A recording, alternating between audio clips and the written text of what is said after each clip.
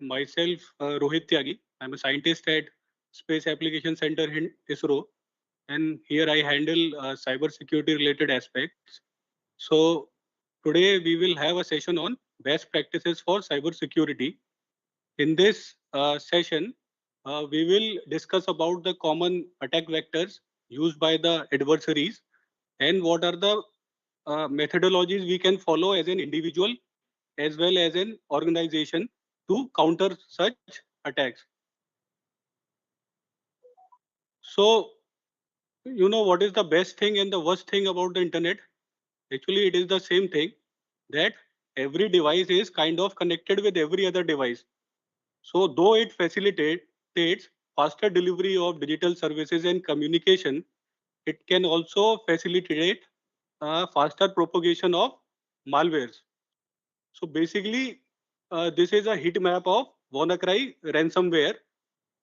So you must be aware about this. It was a popular ransomware that exploited Windows vulnerabilities and spread across the networks. So this was the day zero heat map of the ransomware. So it had infected around 88 to 100 clients within the day zero. And the next day, it had infected around uh, 1,500 cities across the globe. So it was a category of malware called worm, which can uh, exploit the vulnerabilities across the network and auto spread. As an analogy, you can consider it similar to a COVID virus, which can exploit human weakness and spread. Similarly, such worm can exploit system flaws and vulnerabilities and auto spread over the network, and it can spread very fast. So that's how this ransomware spread across the globe and encrypted the machines. So here we will discuss about the recent some popular cybercrime news that happened. The first one was the Schneider Electric, which was hit by a ransomware and around 40 GB of their data was compressed. The attackers now exploited the vulnerability in one of their systems, and through that they spread in their network. This was their third breach in less than 2 years. Second one is a popular case of digital arrest that recently happened with Vardhaman Group CEO, wherein he was tricked into transferring 7 crore rupees. The fraudsters posted as CBI members, and on the video call, they could deceive him into transferring those money. Third one is about the APT group. See, APT is the Advanced Persistent Threat. These are the state-sponsored attacking groups. So we will discuss about them in the later slides. So here they could breach air-gapped systems of the European government. So air-gap is a network architecture commonly used in government installations, wherein the critical network is completely isolated from the internet. So the point of entry for the attack surface is very limited. Still, the attackers are now able to discover ways to spread in such networks that are isolated from internet through the USB media. Through the USB media, because the USB media keep moving across the networks. So through the use of USB media, malware can spread across networks, and through the movement, they could even transfer and exfiltrate data. Fourth one was of the Dell that happened recently, wherein 50 million customer records of multiple countries were leaked. Fifth one was related to the deepfake scam. So you must be hearing a lot about these also, wherein through the use of AI and neural networks, you can create fake videos or fake voice, and you can trick users into transferring money. So here they portrayed themselves as CFO one of the company and trick the employee in transferring the funds. And the last one, this is one of a really novel technique that happened around 2022 and which was recently discovered that how it happened. So it was the case of nearest neighbor attack. It is the first instance of a successful execution of this kind of attack, wherein the attackers from Russia compromise one of the networking one of the buildings, and then they enable the Wi-Fi adapter of the machines in that building, and through that they compromise the Wi-Fi of the actual target. So basically, they use one of the nearby buildings as a pivot, and through the Wi-Fi adapter, they could compromise the vulnerabilities in the target network. So earlier, if you had to exploit Wi-Fi vulnerabilities, you had to be in the close proximity of the target. So you had to bring in sophisticated equipments and you had to be in close proximity to compromise a Wi-Fi network. But in this case, they compromise one of the nearby organization, and through their Wi-Fi network, they could spread into the target and they could exfiltrate data related to some Ukraine related. So here are the key highlights of the Indian Cyber Threat Report 2023. So wherein we can see that across 8.5 million endpoints, total 400 million detections were identified. These were instances of malware detections, averaging around 761 detections per minute. So that is a very profound number. And these detections, out of the total number of detections, around 12.5% of those detections were made through behavior-based analysis. So the traditional security solutions relied heavily on signature-based detection or pattern-based detections, but now this behavior-based detection is a upcoming technology and it has been in use for a significant amount of time. So a lot of detections were based using these kind of analysis. And out of the ransomware and the malware, those were identified, around 1 in 650 ransomware detection resulted in an incident. Incident here implies that data encryption happened at the target end. And out of malware, around 1 per 38,000 resulted in an incident. Now, cryptojacking has emerged as one of a really significant threat, wherein an attacker compromises your machine and use it for mining cryptocurrencies. Basically, they exploit your computing power. They use your computing power to mine cryptocurrencies. So they compromise your machine, deploy a cryptojacking malware. And now in terms of attack vector, you can see 50%, more than 50% of detections are associated with removable and network drives. And 25% resulted from clicking malicious links in emails and websites. And for the mobile threat landscape, you can see that almost average of 3 attacks in a month is happening in Android devices. And in terms of geographical hotspots, 15% and 14% attacks were concentrated in Telangana and Tamil Nadu respectively. So most of them are like growing in terms of IT infrastructure. And city-wise, Surat and Bengaluru. And in terms of industries, automobile, government and education are the most targeted. So this is the summary of that incident thing, which we discussed in the previous slide. It depicts the graph about the ransomware and the malware incidents. Similarly, this is a distribution of the geographical distribution of the attacked states. So in terms, we already discussed that Telangana and Tamil Nadu were the most attacked, and Gujarat number has been rising in recent times.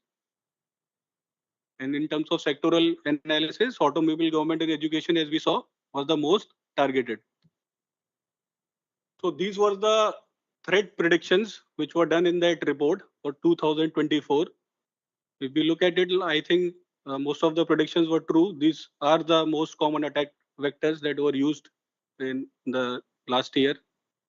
The first one was zero-day attacks, APT and ransomware groups.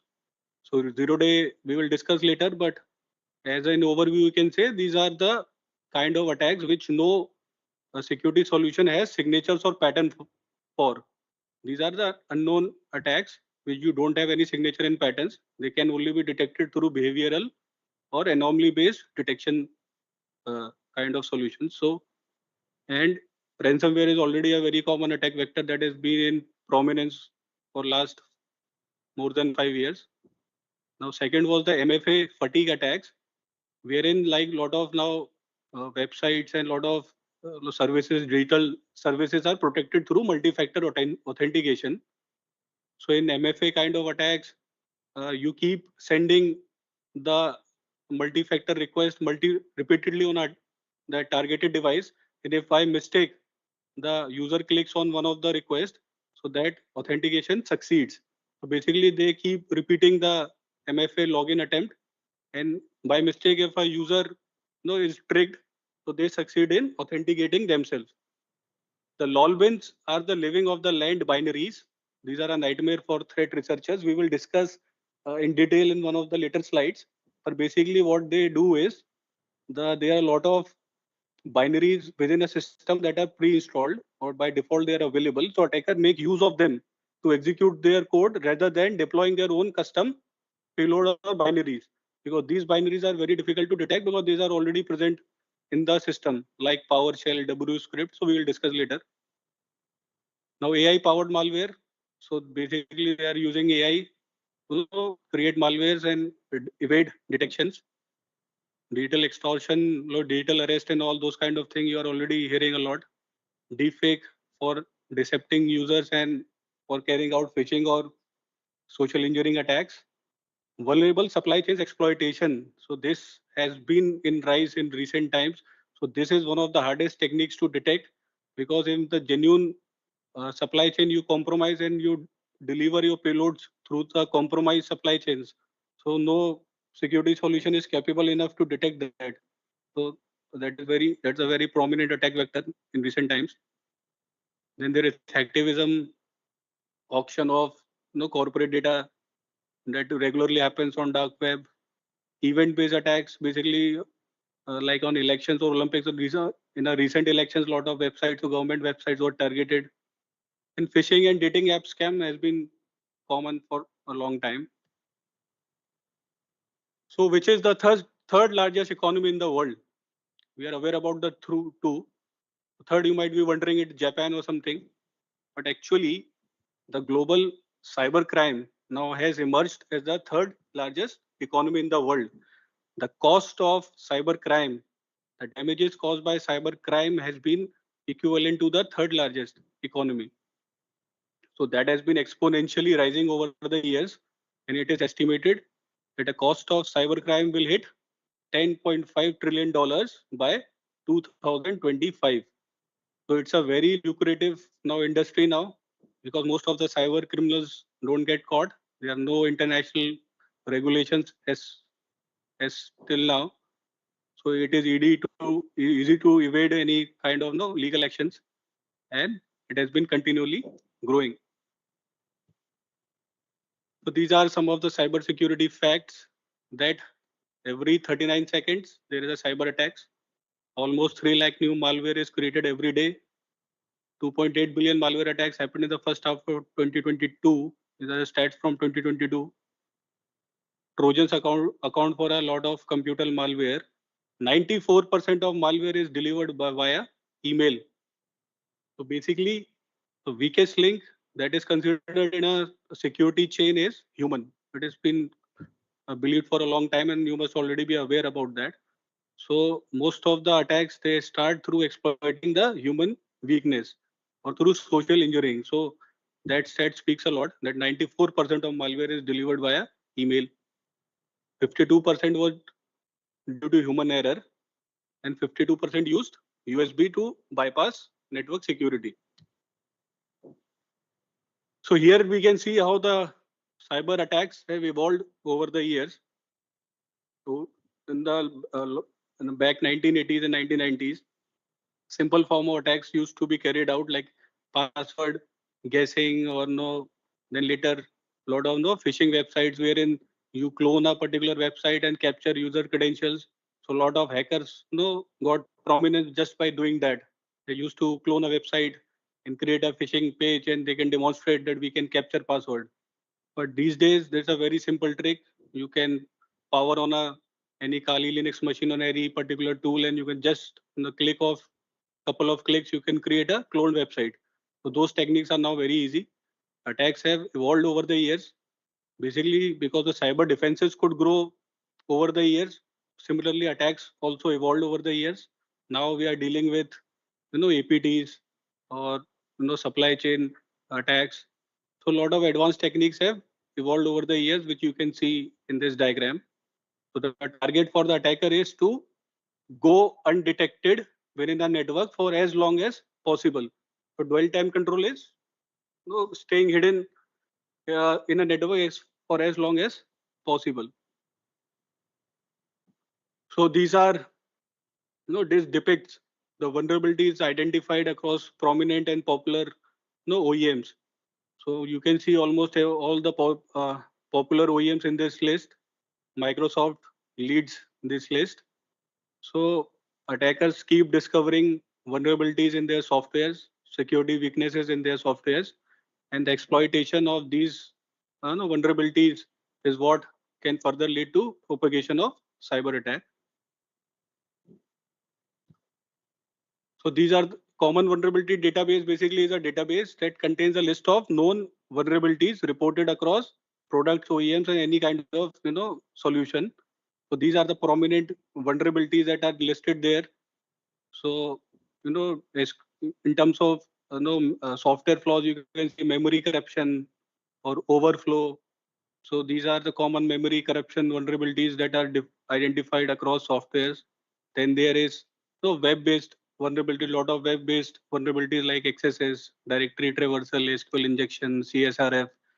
So a lot of bug bounty hunters among you, a lot people who are interested in web pen testing must be aware about these vulnerabilities. So these are the number of vulnerabilities discovered across years in different products and vendors. So now we'll discuss something about the social engineering attacks. So,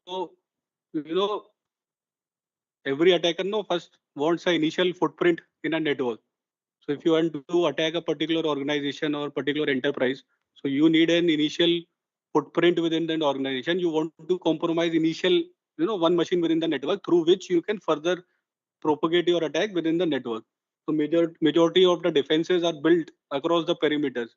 So to get inside the perimeter of an organization, network perimeter of an organization, there are multitude of social engineering tactics. So these tactics are applicable for an organization as well as an individual user when you are targeted across your own personal devices at your homes and all. So we will discuss some social engineering attacks here. So first one, the most prominent one is the phishing.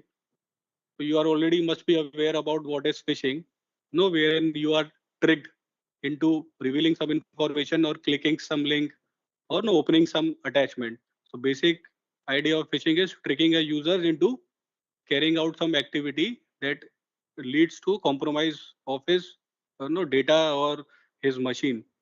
So the prominent categories of phishing are mass scale phishing, wherein the attackers create a generic phishing mail and send it to a multitude of users, and they hope that somebody clicks it and they get the desired information from them. Now, spear phishing are the kind of targeted attacks wherein you map a organization for some time. You you gather a lot of information about that organization through recon activities, through a lot of information gathering activities, and you tailor your phishing mail accordingly so that you can target that particular organization. And whaling is like you target particular individual rather than an entire organization. You target particular individuals within a company like big executives, CEO, CFO. So there is a category of attack called business email compromise, wherein you compromise no email accounts of your CEO or CFO, and then you generate mails from those accounts to the employees. So they believe the email is coming from the top executive, and they are tricked into carrying out the action as mentioned in the email. So as already discussed in the previous slide, 94% of malware is delivered via email. 32% of all information breaches involve phishing. 45% of malware is disguised as MS Office document. So Office document has been one of the most prominent vectors that has been used in the past by attackers to deliver malware or to deliver the initial payload or exploit, and further used to download the malware. Now earlier Office had those macros functionality. Now in the recent editions of Office, it is disabled by default. So attackers are now evolving their attacking methodology and using other attack vectors. And the phishing prominently rose during the COVID-19 pandemic because it was easy to create targeted phishing attempt during those times. So this is a simple phishing methodology wherein you generate a phishing mail and you create it in a way that it bypasses the organization firewall and it even bypasses the email filtering or antivirus spam filtering solution. So you can either use a 0-day kind of vulnerability which the filtering solutions are not aware of, or you can send password protected file, or lot of file formats are there which can you know kind of bypass this filtering solutions, and then you hope the compromised user clicks on that mail and the sensitive data can be further exfiltrated to the attacker. So in this chain you have to kind of evade detection across multiple platforms like email, IPS, IDS, DLP, but attackers have evolved their methods in a way that they can bypass this entire chain. So we cannot rely entirely on the security solution to prevent these kind of attacks. So user must be aware how to identify a phishing mail, how to deal with it, and how to properly report to the relevant IT security teams. So, and the phishing has been known to be the most common cause of the ransom attacks. The majority of ransomware that are happening to individual users on their personal devices or in an organization generally starts through a phishing email wherein they download a attachment or something. They click on it and further payloads are being downloaded and they encrypt their data. So these list down the leading causes of ransomware attacks. So open RDP access, weak passwords, lack of training, clickbait, malicious websites, and lost and stolen credentials are some of the other techniques.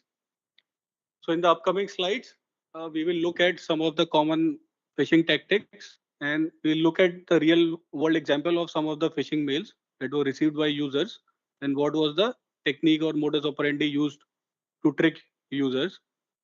So this is one of the first sample phishing mail wherein they sent in hyperlink. So you can clearly see here the domain name is wrong. A is missing. This is fake mail. So you have to clearly look at the domain name before taking any decision. So this is actually a hyperlink.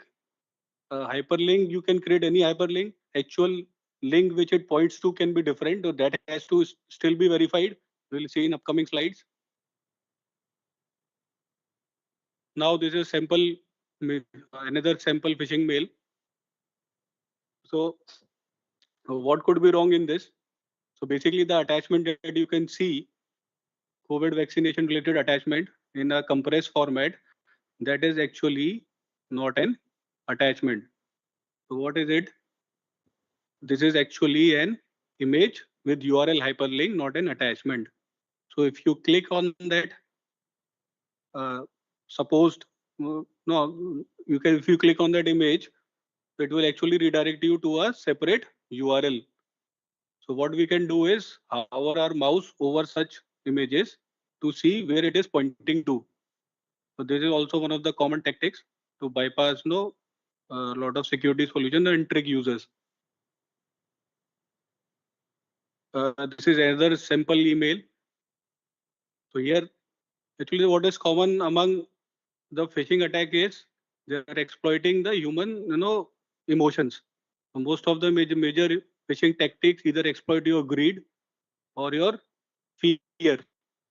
So both of the human emotions can, cause human to do extreme or to take extreme steps. So they will either threaten you that something is about to happen. A lot of digital arrest cases are based on that only, wherein you receive some threat that like you are being caught, some action, legal action will be taken against you, or they will lure you with some greed that you have won something, some money and all, or maybe some your official channel they will try to compromise, wherein you think that from some official mail you are receiving. So there are similar kind of tactics are being used repeatedly, and still they are able to succeed. So herein they are threatening that your email account, if you don't verify, will be permanently blocked. So here also the domain appears genuine because it's a genuine gov email, that domain. So what is wrong here? Basically, that is just a hyperlink, but so that you can set to anything. The actual hyperlink where it points to has to be seen.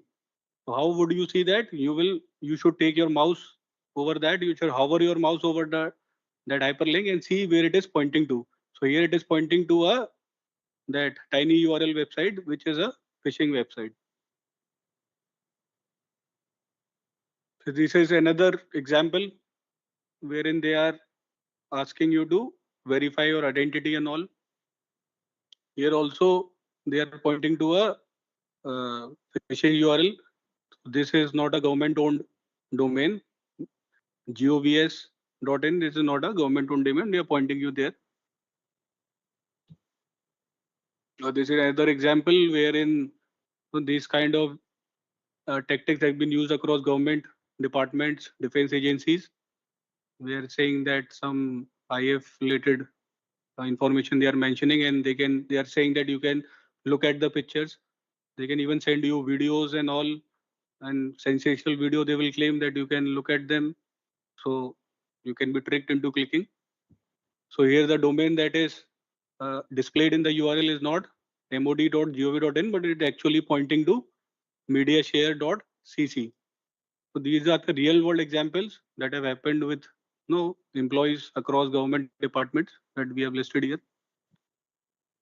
So this is a sample phishing page wherein you can easily clone a website, rent a domain which has a similar looking name. You can replace a W with double V or M with double N, and you can have a similar looking domain name. You can register that domain even buy a SSL certificate for that domain and clone the entire website and send a link. So here all people can be easily tricked. So it's very important to actually verify the domain name, whether it is known, trusted or not. Even if it has HTTPS, even if it has no verified SSL certificate, it could still be a phishing domain. So actual domain name you should verify. Here, in the end, they are using Z, which is not a genuine registered government domain name. So here, as we had discussed earlier, about the lol bins, that it is one of the common tactics being used in recent times to evade EDR, endpoint detection and response or antivirus solutions.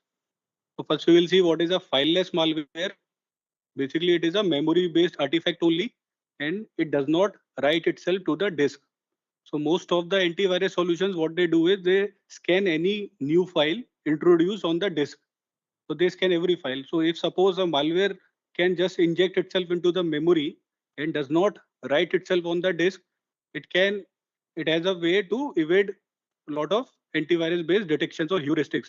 Still, a lot of now recent antivirus techniques scan memory also, but earlier this was one of the successful technique wherein you don't write itself on the disk and just stay in memory to exploit some vulnerability of a software, or some any code you execute directly in memory and don't write yourself on the disk. The problem was that for fileless malware that they cannot persist across reboots, because if you reboot, your memory is flushed. If you have not written yourself on the disk, so you are gone. But in the server class machines generally don't reboot for a long period of time unless some maintenance is required. So like Windows Server, Linux servers, they don't reboot for years unless some maintenance activity is required.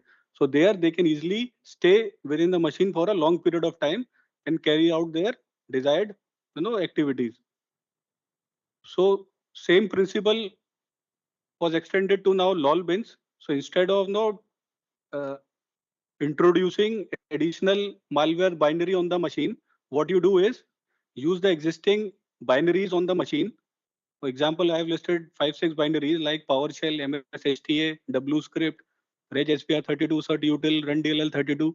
All these binaries pre-exist within a Windows machine, and they are all capable of executing code. So attacker just has to create a technique wherein he can use this binary to execute the code of his intention. So herein these binaries are genuine, so antivirus would not consider execution of this binary as malicious. So this is one of the method to bypass AV detection.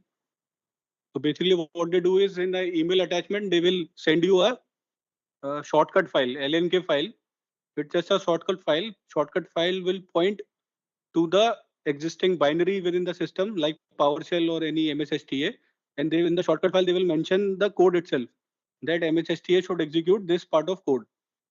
So LNK file will execute the built-in binary, and it has the pre-existed code which the binary should execute. Command line arguments which are required, and the entire malware would further be downloaded through internet and would stay in memory itself and carry out the command and control whatever is required from that malware.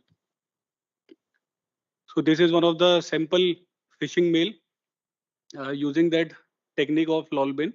Here an LNK file has been sent as an attachment. So generally, they, if they are properly crafted, they can also bypass all many email security solutions. So what they do is, this was example of emotet malware. It's a very popular malware family. So LNK file would invoke a wscript.exe to execute a VB script, which will further download the DLL files from the internet, and which would be further executed through another lolbin. A DLL would be executed through another lolbin, and attacker would gain control on the system. So can you find the mistake here? Simple mistake is here that the is repeated twice. So basically human mind is trained in a way that the obvious mistake they often miss. So this is what is being exploited repeatedly by attackers, that you can overlook simple mistakes in the typing, typo errors and all you can overlook because your mind is trained. Even the mistake they will interpret as the real thing only. So what can we do for dealing with such phishing tactics? So instead of just clicking the URL, you copy the URL manually and enter in the separate tab on the separate browser.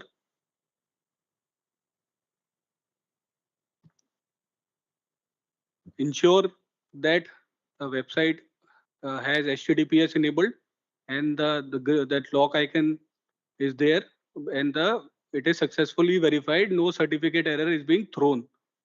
So actually, a lot of people think that HTTPS is only required for encryption, for encrypting our traffic between client and server. No, it does not just serve that purpose.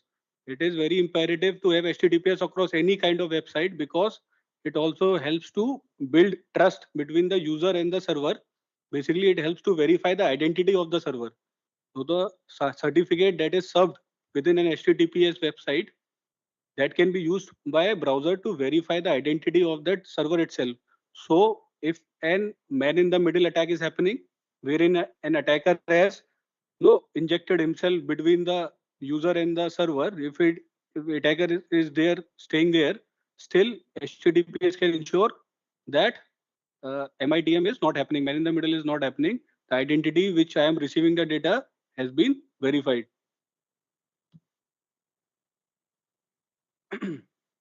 So you can also do is not bookmark financial website. You can type the complete URL, and when the certificate is verified, you can further expand the lock icon and see who the certificate is issued to, which company it has been issued to. So that can further provide details whether the certificate is genuine or not.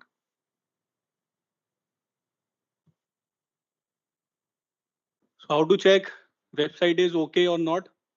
There are a lot of websites out there on internet where you can verify the reputation of a website. One such example I have listed here. There are multiple other tools available online. Even many reputed antivirus have their own such public free services. We can verify the reputation. Even on Virus Total, you can verify the domain name.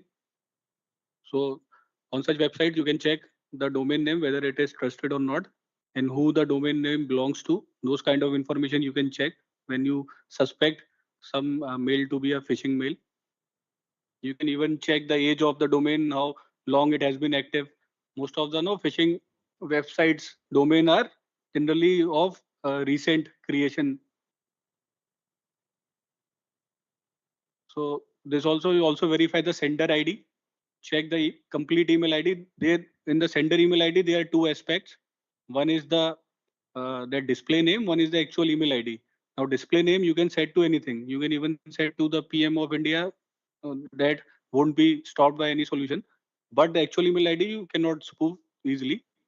So you expand the entire that from and check whether what is the that actual email ID. As you can see here, here the display name is tax, wherein the actual email ID is this.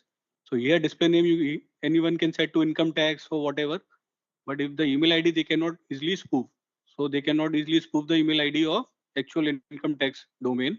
So verify the actual email ID whether this email ID is genuine, whether it has the domain of that particular sender with whatever the sender is claiming, whether it has that particular domain. Spell check everything, verify all the attachment. If there are attachments, don't click them. Generally, if the source is not trusted, don't open attachments. Many of them would be having embedded malware, and report it to the relevant teams. If they verify it is genuine, then only take further actions. Now we can look at some of the basic, cyber hygiene practices we can follow on social media.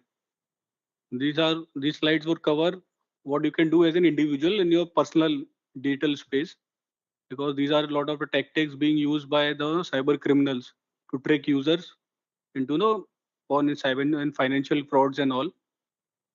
So your location is embedded in every picture you take on a phone. Generally, what you do is when you post your picture, some of the services scrap that information, like Facebook and popular social media sites scrap that information. But generally, that information is available in the that particular picture. If you are posting it on certain websites which do not scrap that information, an attacker can identify information about your location and all. So, as a general practice, you can use this caution that you can disable a location before taking any pictures. Now, don't post your personal details, lot of personal details on social media. That can help attacker in tailoring a specific kind of phishing tactic on you. Now, phishing is just not about sending emails. It could be there are other methodology also, like phishing, wherein voice that calls are being used, or the QR codes are being pushing where QR codes are being sent. So a lot of mediums are now available for phishing, voice, text, and other methods. So your personal information can be abused by cyber criminals to tailor a particular specific kind of attack for you. So don't post lot of information. Suppose you are posting information with your ID card. Now you're posting a picture. So attacker can identify some details there, your payroll numbers and all. And now a lot of your contact details. Now if you are posting there, now they are aware who are in your family, what is your dog and all, your house address and all are available in the pictures. So these all kind of information can be clubbed together, and a specific attack can be tailored against you. So if somebody calls you with such kind of information and says that this has happened, that has happened, so you might be tricked into believing them. So a lot of fake accounts are available on social media. In recent times, there has been a rise, a lot of honey trap events happening across government departments. Wherein somebody pretends to be someone else and tricks you into sharing some sensitive information. So if you don't know somebody, do not accept the friend request from unknown people.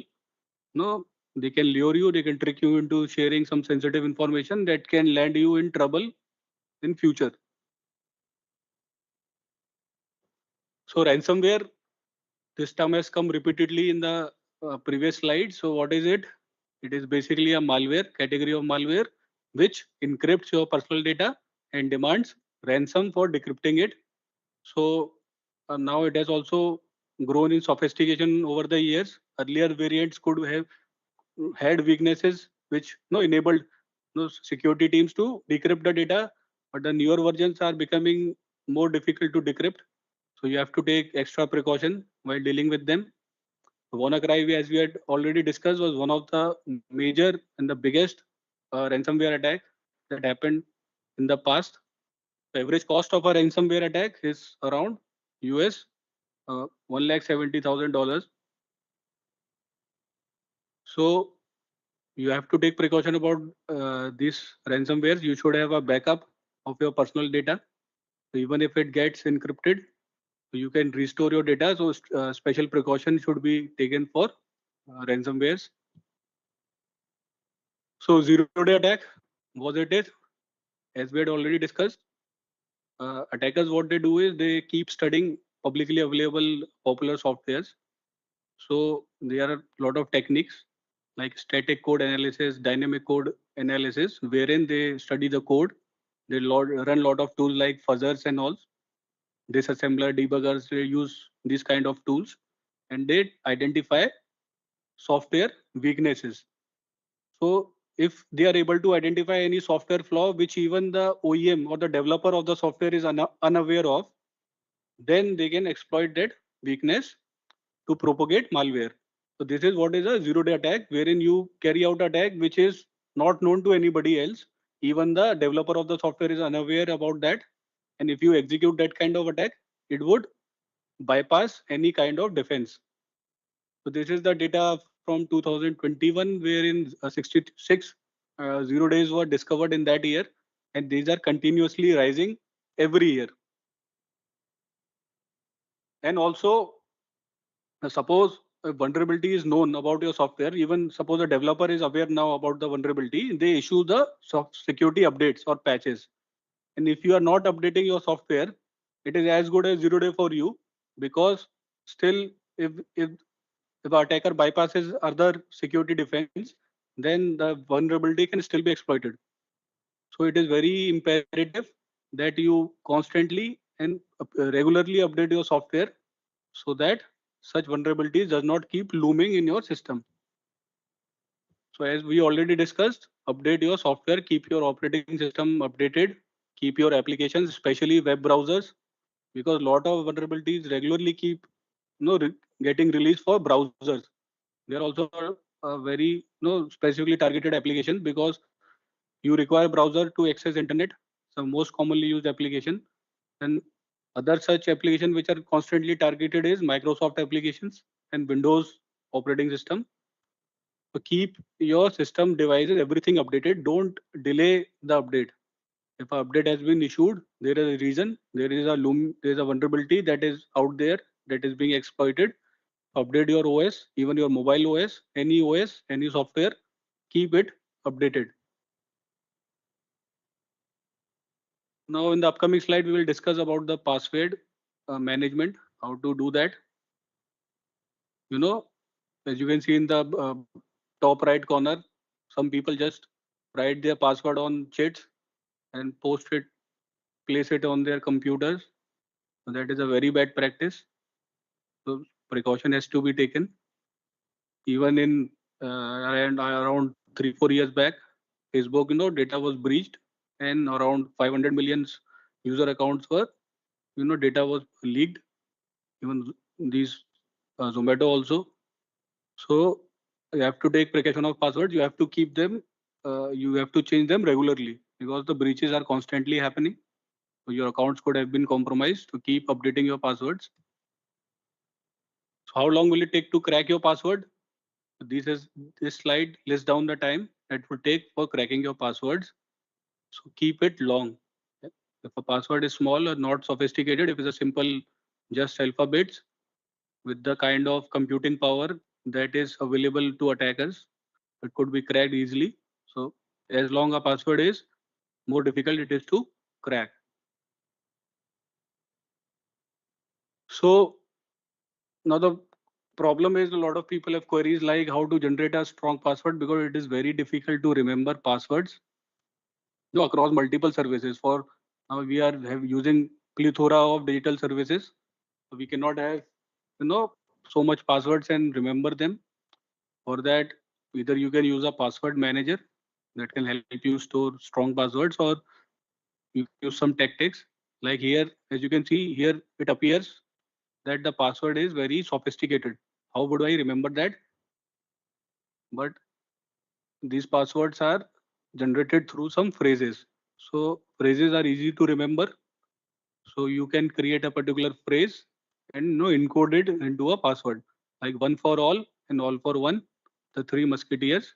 So this can be converted into a password, and you can remember the phrase. Similarly, for the second one, for the first time ever, Manchester United lost 5-0 to Manchester City. Similarly, this can be converted into one kind of password. And this is one of the Gujarati one, so we'll skip that. Also, now the recent guidelines from NIST suggest that instead of having changing your password regularly, or instead of having that alphanumeric or that numbers and capital small, those kind of thing, if you keep a long password, if you keep particular phrase, remember a phrase and keep a long password also, it is very difficult to crack, and it is a much better practice. Like some you might be having some no favorite movies and all, you can remember their names also, like Kalo Now Hum Tumhare Hain Sanam, like kind of thing. So if you are keeping a long password like 20 characters, it is very difficult to crack, even if you are just using simple alphabets. So remember a long phrase and you can keep that as a password. So anything above 20 or more than 20 characters is very difficult to crack. Now about multi-factor authentication. Now almost all services provide this feature. We should enable them across our devices. So what are the multi-factors? First is what you know. Second is something you have, and third is something you are. Something you know can be a password or pin. Something something something you are is like biometric and all. Something you have can be the like digital certificates and all. So now the IoT devices are proliferating across the networks. Almost all are the concept of smart homes is there. We are using a lot of IoT devices these days, and almost everything is digitally connected. Even your cameras, your TVs, your fridge, AC, washing machine, now everything is coming up, with the functionality to digitally connect itself, even smart bulbs. And the problem with these devices is they generally don't have any default security built in them. They generally come with a default password, which is same across all devices of a particular OEM, and nobody bothers to change the password even. So anybody can easily get into those devices, and they can be abused to monitor your activities. Even the camera at your home can be compromised and can be used to spy on you. A lot of things can happen. So what you do is, it's important that your devices should ideally not be accessible from outside your home. It should only be accessible from within the network of your home, from public internet, from the cloud. Ideally, they should not be accessible. If they are, then it's could be very dangerous. Secondly, change the default password, set a good password so that they are not easily cracked. And thirdly, if any update is available, immediately update it. Don't delay the update. Now, how do you use USB safely? Uh, don't use publicly available charging stations. They could be compromised. Type-C port. Even in the mobiles, don't use a publicly available charging station as much as possible. There have been demonstrations that some attacks have been carried out. Any USB that is not yours, do not plug into your device. If required, do a virus scan. Still avoid using any USB of other people, those who have given you. They could have embedded malware in them. And whatever USB you are using, encrypt the data before using it, so that even if you lose it or it gets stolen, your data is not lost. And keep multiple disks and keep the backup of the data across disk. Do not rely on a single USB or hard disk. What practices we can use for public Wi-Fi? Public Wi-Fi is available everywhere, on coffee shops, any open public places. Lot of free Wi-Fis are available. Now issue is, attacker can host their own malicious rogue access points and can trick user to connect to those Wi-Fis, wherein they can intercept your data, carry out a lot of man in the middle kind of attacks. It is very dangerous. Don't use public Wi-Fi for at least sensitive communication or financial transactions, because they could, your data can be intercepted and you can be tricked into a lot of things. So let's check some of the settings. So this is one of the popular website. I'm sure many of you might be aware of it. haveibeenpawned.com. You can visit this website and enter your email ID or phone number. It will tell you that wherever your email ID has been used in any service, how many such services have been breached. Suppose you use a particular email ID across Zomato, LinkedIn, or any platform, and if that platform has been breached, this website would provide you that information. But you would be aware that your personal data has been breached in that particular breach, so you can change the your passwords and all. You can check you can just enter your email and it will give you all the information related to your email ID, whichever breach it was involved. For Microsoft Office, to keep your macros disabled. Majority of that phishing emails and attachments used this tactic in the past, wherein they embedded macros within Microsoft Office, which can cause execution of code from Microsoft Office. So they embed that particular script or code within Office document through these macros. So keep them disabled, because even if you open a document with embedded macros, if the macros are disabled, the code would not be executed. Some social media best practices: don't share your sensitive photographs and videos. Don't accept friend requests. We already discussed. Don't share your personal information. As much possible, keep your location services off, and use strong passwords. So generally, it is believed that if once a organization has been breached, it takes almost around 197 days to discover the breach and 69 days to contain it. So the target is to bring that time down as much as possible. So notify your respective teams if you're aware of any such incident happening with you. So let's discuss about advanced persistent threat. The earlier slides also this came up. So basically this is an advanced form of attack wherein the target of the attacker is to persist or stay within your network as long as possible. What the attackers try is to maintain stealth and tries to stay within your network. Slowly they carry out their activities so that you don't get detected, and they carry out their mission operations. So these are generally carried out by state sponsored actors. Normal hacking groups generally don't employ these techniques. They are carried out by state sponsored actors. These are a kind of, you can call, cyber warfare kind of tactic, or they are primarily used for two purposes. Either one for espionage, wherein you steal information about a target organization, or you can use them to disrupt the operations. In a case of like war-like situation happening, you can carry out, you can to command the malware residing in the networks to disrupt particular operations.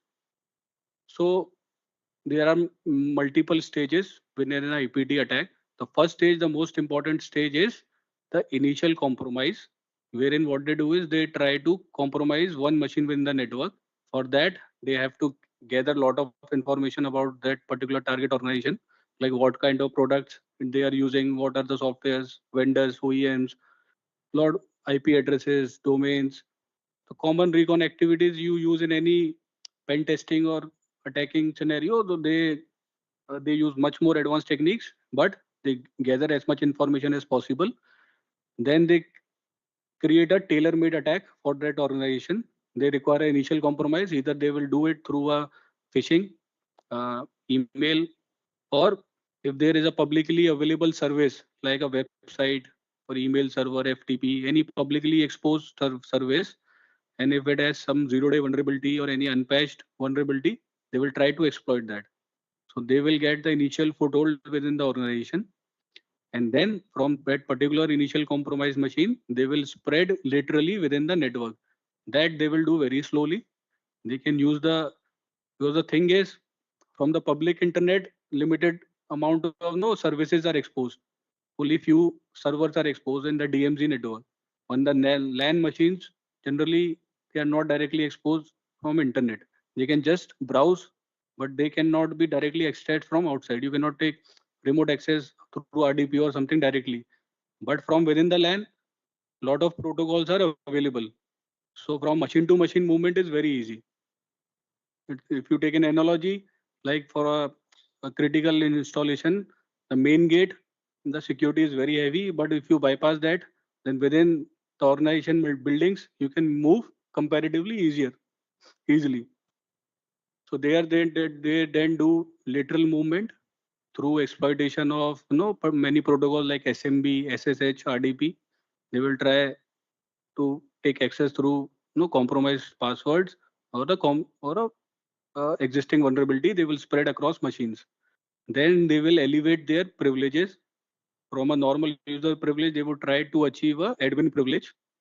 Then they will collect all the data, and finally they will exfiltrate the data. Basically, they will establish a command and control channel between a compromised machine and the attacker server. They will collect data from multiple machines, and this whole activity they will do very slowly. They would avoid creating any amount of noise, and they would use lot of different protocols to take out their data. Suppose they can even use DNS as a protocol. They can use ICMP as a protocol, because a lot of checks are being enabled for HTTP, HTTPS protocol. Other protocols also they can exploit to exfiltrate data. So this is one of the case study of the Stuxnet APT attack that happened on Iran, wherein their nuclear program was hampered, which is believed happened through the adversary country of Iran. So they exploited a lot of 0 days, and wherein they exploited the Siemens controller machines which were connected to Siemens. First, they exploited them through exploiting the Windows vulnerabilities, and they exploited the PLC controller, and they know that centrifuge, that spinning rate and all they changed, which led in the operations getting affected and the entire that plant getting damaged.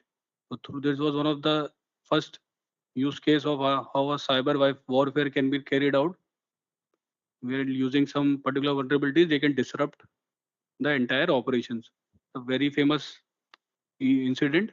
You can study, you must be aware, or you can check it out yourself also. Now here we will discuss about the supply chain attack, already discussed. Now this is a very difficult to detect. What they do is it could be carried out in multiple ways. First is through the hardware or software that you are buying. They could already introduce a malicious code in the supply chain, because it is routed through multiple vendors. There is a supply chain for everything. So within the supply chain they can enter and modify the hardware or software. Similar incident you are already aware happened recently in that pager attack which happened in Hezbollah and all. So they modified the hardware. Supply chain you can compromise and inject your own payloads, either software or hardware level. A second method is, suppose a software is installed within your network. Now that software constantly updates itself. The update is obtained through the OEM server. What they do is they try to compromise the OEM server itself. Suppose you are using a particular vendors, like what happened with SolarWinds. It's a real world example. SolarWinds, they compromise the SolarWinds server itself, and in the next update they push their own malicious update. That update is now installed on every machine in the network, and the entire machine got compromised.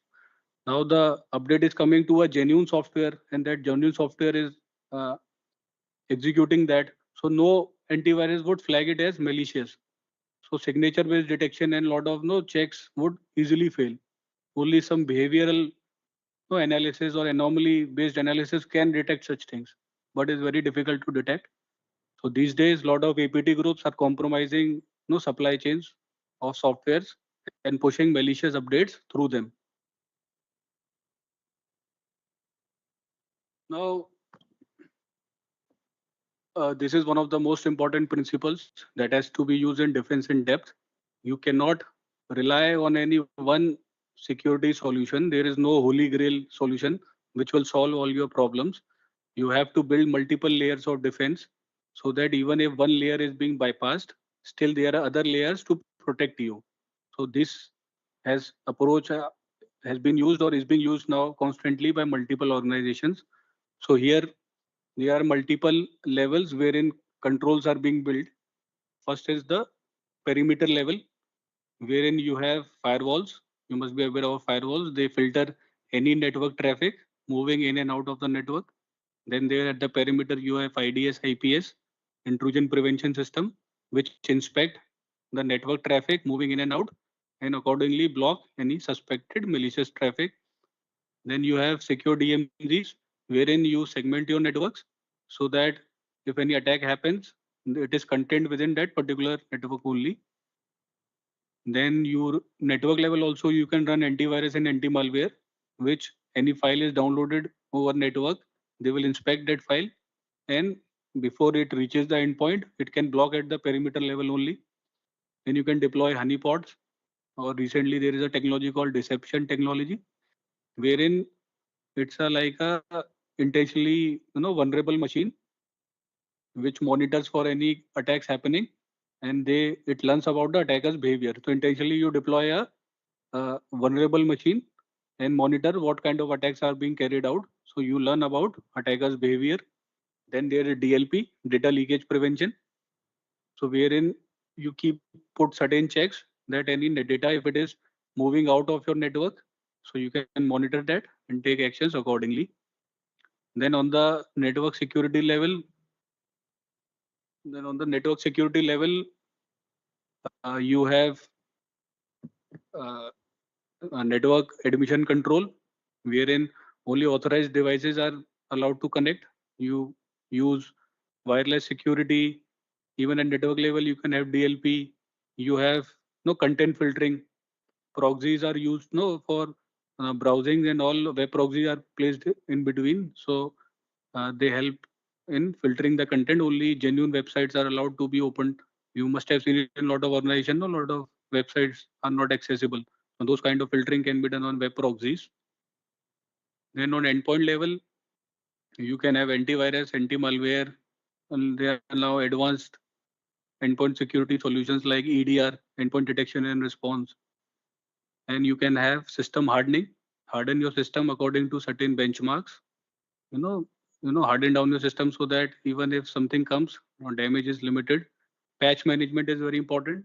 All the software security patches are regularly pushed on the machine through patch management solutions. DLP can be put on endpoint level also. And there is a desktop firewall also in the, you must have seen in Windows, there are firewall Linux, there is IP table, UFW, no? So those kind of firewalls are there. You can configure that also. You should not even trust any other machine within your same network. So you can restrict that traffic also. There's a concept of zero trust. Don't trust anybody. No, authenticate and authorize everyone. Then you can have host IDS, IPS also. Then there is application security, wherein you carry out your code analysis, code review, dynamic app testing, wherein you execute your app in a controlled environment and check for flaws. Or in terms of web application, you can scan through scanners. There are a lot of web security scanners. You must have used certain open source like Zap, Nikto, and there are a lot of commercial popular scanners also, which can identify vulnerabilities in a web app. Then there is web application firewall that can protect against attacks against websites. They block popular kind of attacks like SQL injection, cross-site scripting and all. Then your database and all should also be regularly monitored and scanned. For data security, encrypt your data, whether at rest or whether in motion. So data integrity should be monitored, data should be encrypted, and proper identity and access management policy should be there, that who is authorized to access which data. And now at the policy level, you have to create secure architectures. You have to do penetration testing, vulnerability assessment. You should carry out security awareness trainings for your employees, like phishing, trainings and all, how to deal with different kind of scenarios, and risk management and all threat modeling.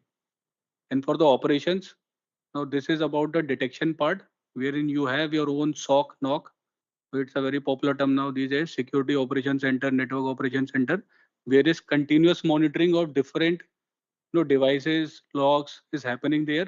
All the logs from all these layers are brought into the SOC, and they are continuously monitored for any anomaly, any threat, and immediate action is being taken. Now, earlier, what happened was even something was detected, somebody had to manually take an action. Suppose some threat was detected within the network, some particular individual had to take a manual action to respond to the threat.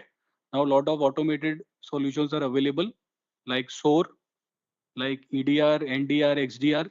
Those kind of solutions are available in the market that automatically responds to the threat and can automatic take action so that delay is being reduced. Then forensic is all you should carry out. Any malware you detect, any incident happens, some forensic should be carried out. And SIEM, you must be aware, it also analyzes all kind of logs and generate alerts. So those kind of solutions should be now available with the organization. So that's all for today. So now we can take some questions.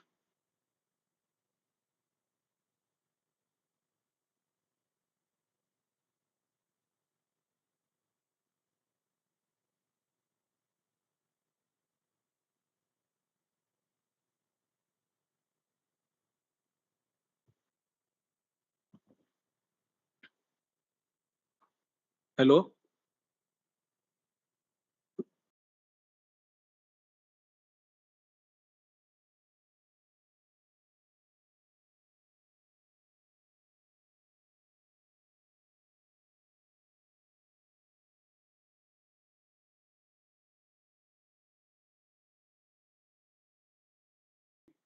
How to secure your systems against different kind of threats. And but cyber law is about the legal things, like what are the legalities if somebody is caught carrying out some kind of attacks, what kind of laws would govern that scenario. So there are a lot of IT acts available for that, that if you are particularly scanning some websites, or if you are targeting an individual, if you are compromising their data or something, so those are governed through cyber laws. So what kind of actions would be taken? Cyber security is securing your systems, your network against any kind of threat. And if that threat is caught, what would be applicable on it are the cyber laws. So how to find out legal website or illegal website? You can check about their domains. First, check out who is the owner of the domain. It is a trusted or reputed site. There are a lot of information available about the top domains. The reputation of domains are publicly. Lot of information is there. Then you can verify their SSL certificates and all, whether they are genuine or trusted, and what kind of information are they serving. If they are cloning the website and tricking users into obtaining credentials, or they are disseminating wrong information, then those kind of things are not legal. So in terms of reputation, you can check that authenticity of a website.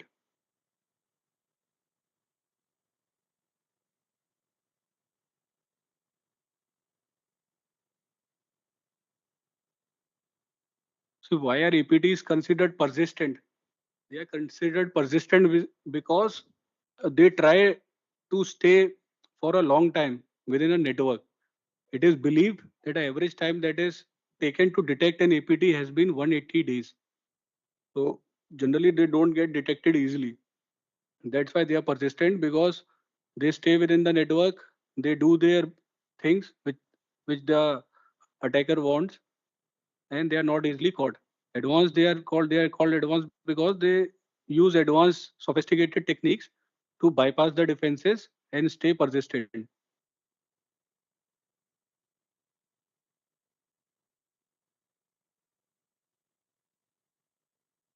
What is the biggest cybersecurity threat facing individuals and organizations today? I would probably say, but these days what is happening is now there is another variant of now ransomware. In ransomware, they used to encrypt data and demand ransom. Now what they are even threatening is they will leak the data publicly. They are compromising your data and they are threatening that leak that data publicly. So if there is any intellectual property involved and there's like years of hard work is involved, if data is publicly leaked, so you lose that edge. Your competition will catch up with you. So data security is now very critical aspect that has to be taken care for individuals and even organizations. So what to do when a ransomware attack occurs? Ideally, you should already have a data backup available with you, so you can format system and restore your data. And don't format the system, don't reboot the system. First, inform your IT teams, your cyber security teams. If it's possible, they will try to decrypt the data, recover the data, and mitigate the attack. If it is not doable, then you have to restore data from the backups. So ideally, backups is the most important solutions to counter ransomwares. Also had multiple kind of endpoint security with you, because lot of have inbuilt protection against any kind of encryption happening on your device. So there are solutions that can detect encryption and block it. So endpoint security is a must to deal with ransomware and have backup of your data.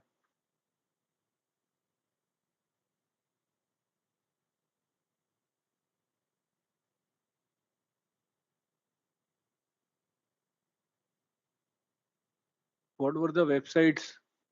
I think it was URL void, I think, and you can also use virus total. And even Trend Micro Antivirus has one particular uh, reputation checker website that also you can check. Can lol bins be detected? See, lol bins are the binaries that are already present in the system. Those are genuine binaries. So antivirus would not take any action on execution of them. Wherein the what antivirus can do is when that particular binary can be used to execute specific kind of code, attacker control code. So whatever code is being executed through the roll bin, that has to be monitored by antivirus properly. They should be able to inspect every kind of code like VB scripts or CS scripts or any PowerShell code. So those kind of code they have to monitor. PowerShell, when it is executing, you cannot just flag it as malicious. But what code PowerShell is executing, that has to be inspected properly by antivirus, and other behavioral analysis could be carried out on those kind of code.